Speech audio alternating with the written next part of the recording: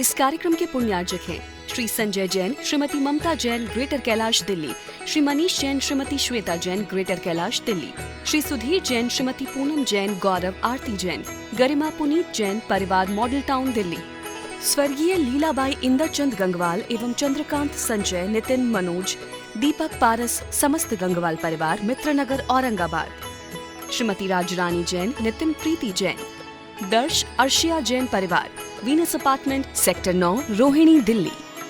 ओम नमः।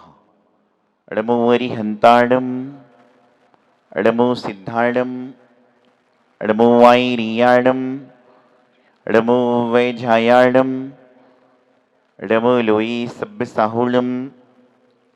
जय बोलिए चिंतामणि पारसनाथ भगवान की, जय बोलिए आदिनाथ भगवान की, जय बोलिए मनुष्यनाथ भगवान की, आचार्य श्री श्रीमती सागर जी महाराज की, आचार्य गुरुदेव सिद्धांत सागर जी महाराज की, जय बोली बालयोगी आचार्य गुरुदेव श्री सौभाग्य सागर जी महाराज की।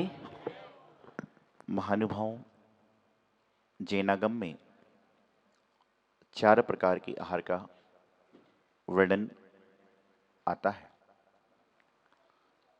आहार दान, औषधि दान, अभय दान और ज्ञान दान। इन्हें 4 प्रकार का दान विशेष रूप से हमारे जैनागम में वर्णित है, हमारे जैनागम में आया करता है। और प्रत्येक प्राणी इन 4 प्रकार के आहार को 4 संघ को देने का प्रयास करता है। 4 संघ कौन कौन से हैं? मुनि, आरिका, श्रावक और श्राविका। पहले के समय में प्रातः काल में व्यक्ति उठता था, सबसे पहले जिनेंद्र भगवान के दर्शन करते थे, पूजन करते थे, अभिषेक करते थे। उनके बाद गुरुओं की आहारचर्या में सम्मिलित होते थे, और आहारचर्या में सम्मिलित ना हो तो जब तक गुरु महाराज या साधुगण आहारचर्या को ना निकल जाएं, तब तक व्यक्ति अपने मुंह में पानी का बूंद भी नहीं डालता था। उसके बाद में शुद्ध भोजन को करके अपनी व्यापारिक क्रियाओं को संपन्न करता था और सारी की सारी क्रियाएं संपन्न करता था। 4 प्रकार का दान 4 संघ को दीजिए। वर्तमान में 4 प्रकार का दान तो पता नहीं है कि नहीं, लेकिन संघ वालों को जरूर देते हैं। पहले आदमी उठता है, उठने के बाद बिस्तर पर क्या करता है? चाय पीता है, और उसके बाद में अन्य सारी क्रियाएं करता है। और उसको क्या कहते हैं आज के जमाने में? बोलिए ना, क्या बोलते हैं? Bed tea. बचपन में हम लोग जब घर में थे, छोटे थे, उस समय माता पिता कहते थे यह कार्य करोगे तो बेड बॉय कहलाओगे। और मैं समझता हूं कि सारा संसार बेटी के चक्कर में चला रहा है। बचपन में कहते थे ये काम करोगे तो बेड बॉय कहलाओगे, और सारे के सारे लोग बेड टी पी जा रहे हैं। विचार करिए, चाहे तो पीना क्यों होता है कि नींद को जगाने के लिए, लेकिन आप बिस्तर पर बैठकर खा पी रहे हो। आज संसार में 10-20% बीमारी होने का सिर्फ कारण यह है कि जो सोने का स्थान है उस पर इंसान बैठकर खा रहा है, उस पर बैठकर पी रहा है। तो होगा क्या? पहले के जमाने में आदमी घर आता था, बोले थक गया हूं, दूध पीऊंगा, चाय पीऊंगा और सो जाऊंगा। आज के जमाने में आदमी थक कर भी आता है, उसके बाद में 2-4 नींद की गोली खाता है, फिर रात को नींद खुलती है, फिर गोली खाता है, फिर सोता है। कारण खान पान बिगड़ गया। और खान पान बिगड़ा है, मैं हमेशा एक बात कहता हूं कि जिसके जीवन में खान पान बिगड़ा है उसका खानदान जरूर बिगड़ेगा, क्योंकि खान पान से ही खानदान की पहचान होती है। और जिसके जीवन में खान पान सही है उसका खानदान कभी खराब हो ही नहीं सकता। पहले घर में मुनियों के आहार हुआ करते थे, और जब मुनियों के आहार होते थे वहां पर पूरी शुद्धि हो जाया करती थी। शुद्ध घर में और शुद्धि होया करती थी, द्रव्य शुद्धि होती थी, आहार शुद्धि होती थी, खान पान शुद्ध हो जाया करता था। आज नित्य प्रति देखते हैं, पहले के समय में आदमी जब मुनि महाराज के दर्शन करने जाता था, कहता था तो मैं 2 प्रतिमा के व्रत लूंगा, मैं रात्रि भोजन का त्याग करूंगा, मैं नित्य प्रति अभिषेक का नियम लूंगा। और आज के समय में जब व्यक्ति महाराज जी को आहार देने आता है तो कहता है महाराज जी आज आहार तो दूंगा, लेकिन शादी की सालगिरह है तो रात को खाऊंगा, कल छोड़ दूंगा। क्या परिस्थिति चल रही है संसार में कि आप क्या कर रहे हो, कैसे कर रहे हो। आप विचार करिए कि आप पुण्य वर्धन की क्रिया करते हो, आहारचर्या कराते हो, ये पुण्य की प्राप्ति के लिए आप करने का प्रयास करते हो, लेकिन आप कहीं ना कहीं हल्का सा पाप कर रहे हैं। आप विचार करिए कि शादी की सालगिरह है और उसके एक दिन पहले इंसान की तबीयत खराब हो जाए और डॉक्टर कह देगा कि एक टाइम खिचड़ी खाना है, तो उस समय डॉक्टर से नहीं कहता कि भैया मेरा जो है सालगिरह हो रही है, मेरे को छूट दे दो, क्योंकि उसको पता है कि डॉक्टर से ज्यादा एग्रीमेंट करेगा तो मुश्किल हो जाएगी। जीवन में द्रव्य को शुद्ध करना है, भाव को शुद्ध करना है, तो उसके लिए आपको समता पूर्वक, संयम पूर्वक सारे के सारे काम को संपादित करना पड़ेगा। आज वर्तमान में दिखने में आता है कि लोग आहार देने आते हैं, क्या बोलते हैं बोलिएगा, शुद्धि कैसे बोलते हैं हम लोग, मन शुद्धि, वचन शुद्धि, काय शुद्धि, आहार जल शुद्ध है। ऐसे ही मैं एक बार आहार ले रहा था, एक महिला आई थाली लेकर, बोले मन शुद्धि, वचन शुद्धि, काय शुद्धि, आहार जल शुद्ध है। और फिर थाली दिखाने का प्रक्रम चालू किया। मूंग की दाल है, कड़ी है, भिंडी की सब्जी है, लौकी मिक्स है, केला है, और महाराज जी मूली ताजी है। क्या कहा? तो मैंने कहा तो जो साथ में लोग थे चौके वाले, बोले सफेद कलर की मिठाई है।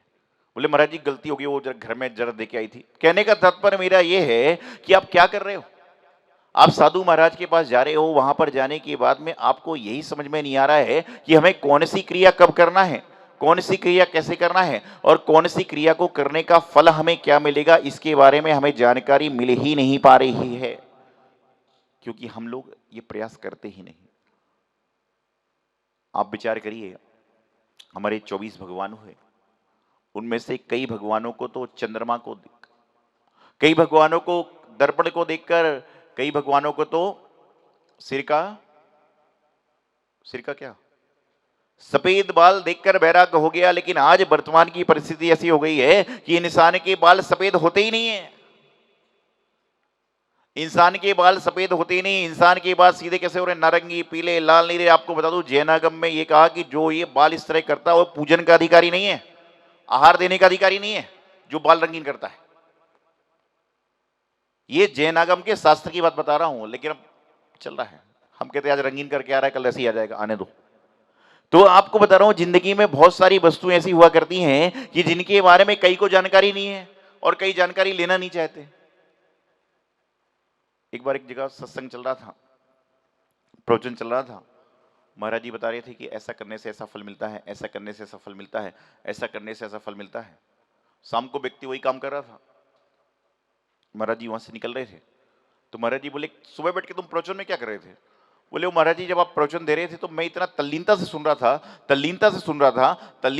रहा था कि जब आपने ओम नमासि तेभ्यः बोला तो मैं तो उस ओम नमासि तेभ्यः की ध्वनि में खो गया, सिद्धों के ध्यान में खो गया, तो मुझे सिद्ध के ध्यान में खोया, तो मुझे कुछ पता ही नहीं चला कि आपने बोला क्या है,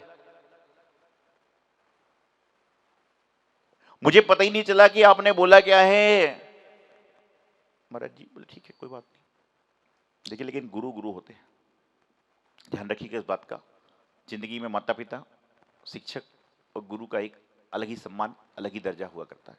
कुछ बोले नहीं, इतने में अगले दिन सुबह आया, हाथ में एक बादाम थी, अखरोट था। बोले महाराज जी कल आपने प्रवचन के बीच में कहा था कि कल बच्चों के विकास के लिए अखरोट बादाम आदि दी जाएगी, तो मेरे बच्चे के लिए दे दो। तो महाराज जी बोले तुम तो सिद्धों के ध्यान में थे, तुम्हें कैसे मालूम चला कि अखरोट बादाम चलेगी? जब तुम सिद्धों के ध्यान में थे तो तुम्हें कैसे मालूम चला कि अखरोट बादाम चलेगी? कहने का तात्पर्य यह है कि इंसान क्या करता है, अपनी आदत जो घर के बाहर भी नहीं होती है उसको मंदिर में लेकर आता है। जीवन का उत्तीर्णता विकास करना है, जीवन का सुंदर सा विकास करना है, जीवन की सुंदर सी व्यवस्था करना है, तो आपको अपने जीवन में देव शास्त्र गुरु के प्रति पूर्ण रूपेण भक्ति श्रद्धा समर्पण रखना पड़ेगा। और साथ में जब आज यहाँ पर आहारचर्या का देखेंगे, भगवान वासुपूज्य जी का आहारचर्या होगी, वर्तमान में जो आपको मुनिराज दिखते हैं, मुनि महाराज मिलते हैं, साधु मिलते हैं, आप उनमें जब आहार दो, मैं तो हमेशा एक बात कहता हूं कि जिस दिन भी आप मुनियों को आहार देते हो उस दिन अपने आप को राजा श्रेयांस, राजा सुंदर समझा करो, क्योंकि आपके लिए तो वर्तमान काल में तीर्थंकर के रूप में यही लोग हैं जिनको आप आहार दे सकते हो। आप ये मत सोचो कि रोज मैं देता हूं, आप ये सोचो कि मैं रोज अपने कर्म को काटने का प्रयास कर रहा हूं। एक व्यक्ति आया, बोले महाराज रोज मंदिर जाने से क्या मिलेगा? मैंने कहा मंदिर जाने से तो कुछ मिलता ही नहीं बल्कि लगता है। मंदिर जाने से कुछ मिलता नहीं बल्कि मंदिर जाने से तो छूटता है। अब आप लोग सोचोगे कल से क्या करूं, कि अभी तक तो सोच रहे थे मंदिर जाने से मिलता है, मंदिर जाने से मिलता है। तो मैंने उसको बताया कि मंदिर जाने से कुछ मिलता नहीं है बल्कि मंदिर जाने से छूटता है। जो हमारे जीवन के अशुभ कर्म हैं वह सारे के सारे जिनेंद्र भगवान के एकमात्र दर्शन करने से सारे के सारे अशुभ कर्म समाप्त हो जाते हैं। जो हमारे जीवन में कर्म कालिमा लगी हुई है वह मुनिराज को आहार देकर, साधुओं को आहार देकर, शास्त्र का स्वाध्याय करने से सारी कर्म कालिका मिट जाती है, ये छूटता है। और जो यहां पर मिलता है वह दुनिया में कहीं पर भी नहीं मिलता। जो यहां पर मिल सकता है वह दुनिया में कभी भी किसी को कहीं पर भी नहीं मिलता। लेकिन अंतर इतना है कि क्या हम लेने लायक हैं? बरसात का पानी लगातार गिर रहा है, सभी के लिए गिर रहा है, लेकिन आपका पात्र कितना बड़ा होता है उस पर निर्भर करता है कि वह पात्र आपको देने लायक है कि नहीं है। तो अपने जीवन का अहरनिश कल्याण करना है तो आज आहारचर्या को दिख रहे हैं। जीवन में मैंने एक बार और बताया था आपको कि आप लोग, हम लोग, जानवर लोग, सभी लोग कुछ ना कुछ ग्रहण करते हैं। जो मुनिराज ग्रहण करते हैं उसको क्या कहते हैं? आहार। आप लोग जो करते हैं उसको क्या कहते हैं? भोजन। और जो बाकी लोग करते हैं उनको क्या कहते हैं? खाना। खाना बता रहे हैं, ये भोजन कह रहे हैं। आपको बताना चाहता हूं कि जो आहार होता है वह मुनियों का खड़गासन से आहार होता है। खड़गासन से आहार मात्र मुनि ले सकते हैं और कोई ले नहीं सकता। और यदि मुनियों के अलावा कोई खड़गासन खड़े होकर आहार लेता है तो उसको मुनि नहीं कहते, क्या कहते हैं? त्रियंच। रास्ते में घूमते फिरते मुनि तो एक स्थिति ठिदी भोजन होता है, मुनि और जानवर की तुलना नहीं है। ये तो आपको समझाने के लिए बता रहा हूं कि ठिदी भोजन हुआ करता है कि यदि पैर पर खड़े होकर आ पैर हल्का सा हिले जाए तो साधु अपना आहार छोड़ देते। एक बार सन 2000 में मैं आचार्य के संग में था, दीक्षा को 4-5 महीने हुए थे। गणेशपुर नाम की एक जगह है बाराबंकी जिले में, टिकैत नगर के पास में। वहां पर संग गया, आहार चल रहा था। आचार्य ने बस मुझे अपने पास खड़ा कर लेते थे आहार के लिए। मैं आहार ले रहा था, इतने में कुछ खाते पीते घर के जोड़ा आया, आचार्य को आहार दिया और आहार देने के बाद में वो दादाजी का धक्का मुझे लगा और मैं अपनी जगह से घूम गया खड़ा खड़ा। मैं अपनी जगह से घूम गया खड़ा खड़ा। मैंने महाराज जी की तरफ देखा, मैं क्या करूं? बैठ गए। तो अगले बार से इसलिए हम लोगों ने क्या सिस्टम कर दिया अपने संघों में कि टेबल लगाना चालू कर दी कि लोग जो जा रहे हैं वो तो इस तरह से जा रहे हैं, इस तरह से जा रहे हैं कि एक दो बार गिर पड़े तो पता ही नहीं चले इसको। आपको विचार करना चाहिए, जब आप भगवान जी को आहार दे रहे हो, मुनि को आहार दे रहे हो, पूजन भी कर रहे हो, तो कम से कम पीछे जाते समय ये ध्यान तो रखो कहीं टक्कर ना लग जाए, किसी के साथ में कुछ हो तो ना जाए। साधु महाराज खड़े होकर आहार लेते हैं, जमीन पर जब खड़े होकर आहार लेते हैं और उसके बीच में से चूहा निकल जाए तो अंतराय करना पड़ता है। तो मुनियों को आहार ठिदी भोजन बताया गया है। लेकिन जो जानवर होते हैं वो खड़े होकर नहीं खाते, वो चलते फिरते खाया करते हैं। और यदि कभी आपको कोई इंसान चलते फिरते खाते हुए दिख जाए तो ये समझ लेना कि इंसान के रूप में जानवर हो गया है। कभी देखा किसी को खाते हुए? कभी देखा किसी को खाते हुए? सारों को पाप लग जाएगा। कभी खाए नहीं क्या जीवन में खड़े होकर चलते फिरते सारे? वही वाली बात है कि जो काम की बात है वो सिद्धों के ध्यान में है। तो मैं आपको बताना चाह रहा हूं, ध्यान रखना इंसान में। मैं आपको बता रहा हूं कि जब भी कोई चलते फिरते आदमी दिख जाए तो समझ के चलना कि चलते फिरते खा रहा है तो इंसान की शकल है, लेकिन जानवर का रूप है। जितना बन सके उतना तो बच जाओ भैया। एक बार यहां पर पंचड़ा की बात चली 2-3 साल पहले। बोले पंचड़ा में शुद्ध भोजन की व्यवस्था होना चाहिए, धोती दुपट्टे पहन के खाना बनना चाहिए, घर का मसाला पिसा होना चाहिए, सब कुछ होना चाहिए। और चांस की बात है बाजू वाले कमरे में रुका था। मैंने कहा कितना धर्मात्मा जीव है, ये शुद्ध भोजन होना चाहिए, घर का मसाला आटा पिसा होना चाहिए, ये होना चाहिए, त्यों होना चाहिए, और ध्यान रखना पानी बिस्लरी का ही होना चाहिए। मैंने कहा कितना धर्मात्मा आदमी है कि सारा चीज शुद्ध है लेकिन पानी बिस्लरी का होगा तो शुद्धि कहां रह गई। खाना शुद्ध होगा लेकिन पानी तो पहले शुद्ध चाहिए। ध्यान रखिए, शुद्ध भोजन एकासन उसको नहीं कहते हैं कि जो थाली लेके घूम घूम के खा रहे हो। एकासन मतलब होता है पालती पालती मारकर एक टाइम एक जगह पर बैठकर खाना, उसको एकासन कहा जाता है। और हम लोग बोले महाराज जी एकासन करूंगा, एकासन कर रहा हूं। एक व्यक्ति आया, बोले महाराज जी मैं नियम ले रहा हूं कि अष्टमी चौदस को अन्न नहीं खाऊंगा। मैंने कहा बहुत अच्छी बात है, आशीर्वाद है, मंगल सुभाशीष। एक महीने बाद पत्नी आई, बोले महाराज जी इनको बोलो अन्न खाएंगे। मैंने कहा 2-3 महीने का नियम लिए पूरा हो जाने दो। आदमी कहता है, बोले महाराज जी मेरे साथ समस्या यही है, मैं काम करना चाहता हूं मुझे काम करने मिलता ही नहीं, मैं त्याग मार्ग पे बढ़ना चाहता हूं मुझे त्याग करने मिलता ही नहीं। तो पत्नी बोली महाराज जी बस आप इनको नियम पूरा करा दीजिए। मैंने कहा जी 1 महीने का उन्हें अष्टमी चौदस का लिया है, हो जाना, 1 महीना बचा है, हो जाने दो। बोले नहीं आप पूरा कराइए। मैंने कहा क्या समस्या है, ऐसा पहला देखा कि पत्नी कह रही पूरा कराइए। बोले आप इनसे पूछो कि अष्टमी चौदस को अन्न छोड़कर खाते क्या है। तो मैंने पूछा भाई अन्न तो नहीं खाते हो ना। बोले नहीं। रमणी पारसनाथ भगवान की जय, आचार्य गुरुदेव सिद्धांत सागर जी महाराज की जय। महानुभाव सौभाग्य संस्कार ट्रस्ट दिल्ली के माध्यम से दिल्ली में जो कोविड मरीज हैं उनके लिए लगातार भोजन की व्यवस्था उनके घर घर तक पहुंचाई जा रही है।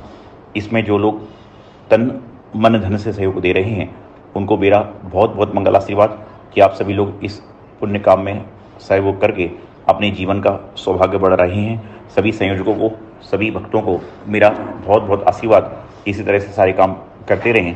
और आप सभी से कहना चाहूँगा कि आपके आसपास कोई भी व्यक्ति हो तो जरूर संयोजकों को सूचना दें, जिससे उनको भी इस सेवा का लाभ मिल सके।